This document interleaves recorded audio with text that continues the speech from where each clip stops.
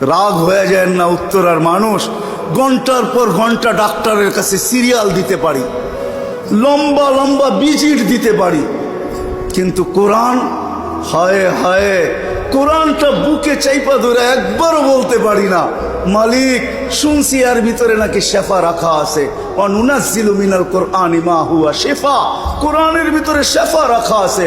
ও মালিক, তোর কোরআন শেফা দিয়ে করবে তো করবেটা কি? তোর কোরআনের শেফার প্রয়োজনটা কি? আমি আরোগ্যতা চাই, আমি রোগে ভরা, আমার আরোগ্যতার প্রয়োজন। ও মালিক, কোরআনেরটা আমার ভিতরে ঢুকায়া দে না। একজনও তো এই মজমায় নাই। রাগ হয়ে গেলেন আমার কথায়? একবারও তো আজ পর্যন্ত কোরআনটাকে বুকে চাইপা ধরা এই কথা বললাম না যে মালিক কোরআনের শেফা আমার ভিতরে দিয়া দে, আমি শেফা চাই। আমাদের জন্যই তো দিছিলেন। তো কোরআনের মহাব্বত, আলেম ওলামার মহাব্বত, সত্য এটাই। একটু আগেও আমি বলে আসছি, এই উম্মতকে ডাইরেক্ট আল্লাহ জাহান্নামে পাঠাবে না। এই উম্মতের মর্যাদা অনেক বড়, ওটার জন্য আলাদা একটা মজলিস চাই, দীর্ঘ লম্বা একটা সময় চাই। তাহলে আপনাদেরকে শোনানো যাবে যে এই আমাদের দাম কত। আমরা তো দামই জানি না, কাম জানবো কোত্থেকে? এই উম্মতের মর্যাদা কত বড়। এই উম্মতকে ডাইরেক্ট জাহান্নামে পাঠাবে না আল্লাহ, ফয়সালা হবে।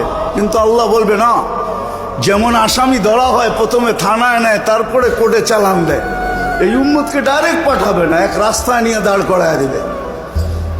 ওই রাস্তা, যে রাস্তা দিয়ে এই হক্কানি আলেমরা জান্নাতে যাবে। যখন ওইখানে যাবে তো আল্লাহ সবাইকে বলবে, যে যাকে চিনো ধরো। তখন যে যাকে চিনবে তাকে ধরবে। হুজুর কোথায় চললেন? জান্নাতে। ফয়সালা হয়ে গেছে। আমাদের তো দুযোগে হয়ে গেছে। আপনাকে তো চিনি, দুনিয়ায় পরিচয় ছিল, পরিচিতি ছিল, উঠা বসা ছিল, আসা যাওয়া ছিল, খাওয়া দাওয়া ছিল, চলাফেরা ছিল, ভালোবাসা ছিল। আমাদের জন্য একটু সুপারিশ করেন। শুনছি আপনারা নাকি সুপারিশ করলে আল্লাহ গ্রহণ করবে।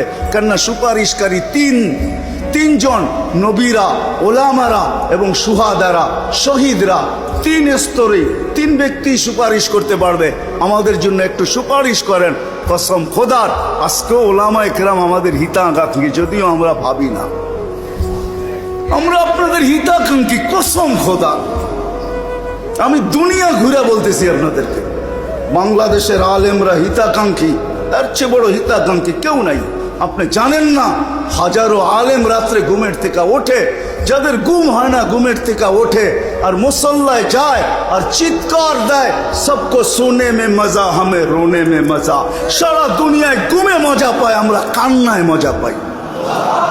আমি হাদিসে কুদসি দিতেছি, আল্লাহ নিজেই বলছেন, লাউলা মাশাইখা রুক্কা, এই আল্লাহওয়ালারা যদি না থাকতো, লাজালতুস সামা হাদিদা ওয়াল আরদা সাফসাফা, আকাশ লোহার, জমিন তামার।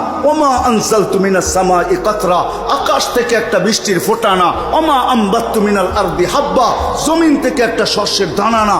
বাল আনজালতু আলাইহিমুল আযাবা সাব্বা, একের পর আযাব দিয়ে আমি ধ্বংস করে দিতাম। হায় হায়, কয়েকদিন আগেই তো আফগানিস্তানে ভূমিকম্প আসছিল, ঠিক না? কত ছিল পয়েন্ট? কত ছিল? আরে বলেন না কত? 6.7 ছিল। কিন্তু এরই কয়েকদিন আগে বাংলাদেশে ভূমিকম্প আসছে ডিসেম্বরে 6.1। আমরা অনেকে খবরই পাই না, কেন ওই সময় ফজরের জন্য মসজিদে আসতে ছিল। কেউ খবরই পায় না, খবরই পায় না। অথচ ওইখানে তুফান লাগায় দিয়ে চলে গেছে। আমাদের দেশ নড়ে চড়ে পড়ে না। শতবার ভূমিকম্প আসছে, কোনো বিপর্যয় হয় নাই।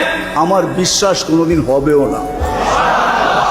কেননা 7.8 আসার পরেও যখন বিপর্যয় ঘটে নাই, আজ থেকে 4-5 বছর আগে আসছিল 7.8 আসছিল 31st নাইটের পরের দিন, কোনো বিপর্যয় ঘটে নাই, ঘটবে না।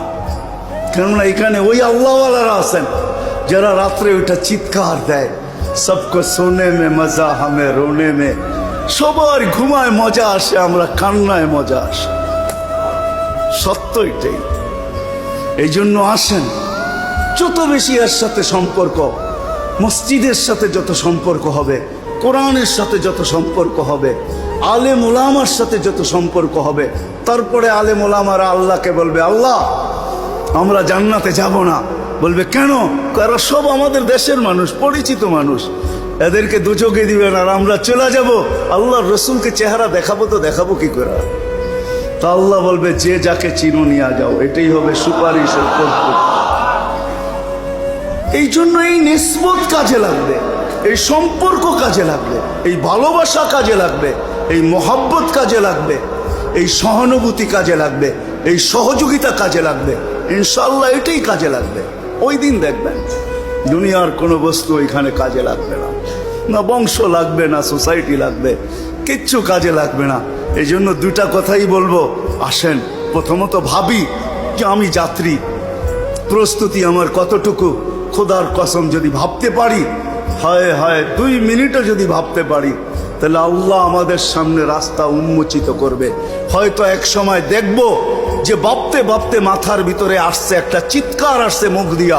আমি হাদিসে কুদসি দিতেছি, এই উম্মত যখন ভাবতে ভাবতে ভাবে যখন যে আমার প্রস্তুতি কি, যখন নিজেকে শূন্যর ভিতরে দেখে, যে শূন্যতা দেখে, যে সামনে কোনো প্রস্তুতি নাই, আর মুখ দিয়ে একটা চিৎকার বাহির করে, চিৎকার হায়। তো হাদিসে কুদসি দিতেছি, আল্লাহর বাণী, ইয়া ফালাম্মা তায়াক্কানতা বিল বাওয়ার ওয়া যানানতা আন্নাকা মিন আহলিন নার মানাহতু ইলাইকা রিদওয়ানি ওয়াল্লাইতু ইলাইকা গুফরানি ওয়া কুলতু লাকা লা তাহজান গফারতু লাকা যুনুবা ওয়াল আওসার ওয়া লিআজলিকা সাম্মাইতু নাফসি আল আজিজুল গফফার। আল্লাহ বলে, তুমি চিৎকার দিতে দেরি, আমি রেজার চাদর দিয়ে তোমাকে ঢাকতে দেরি করি না, মাগফিরাতের ভিতরে ডুবাইতে দেরি করি না, ছুটা আইসা পিঠে হাত দিতে দেরি করি না। আর চিৎকার দিয়ে বলি, চিন্তার কোনো কারণ নাই, তোর চিৎকার আমার আরশ কাঁপায়া দিছে। তোর চিৎকার তোর কান পর্যন্ত সীমাবদ্ধ না, আমার পর্যন্ত পৌঁছা গেছে। আমি চলে আসছি, তোর গুনাহ মাফ করে দিলাম, যা, তোর জন্যই আমি আজিজুল গফফার। আসেন একটু ভাবি।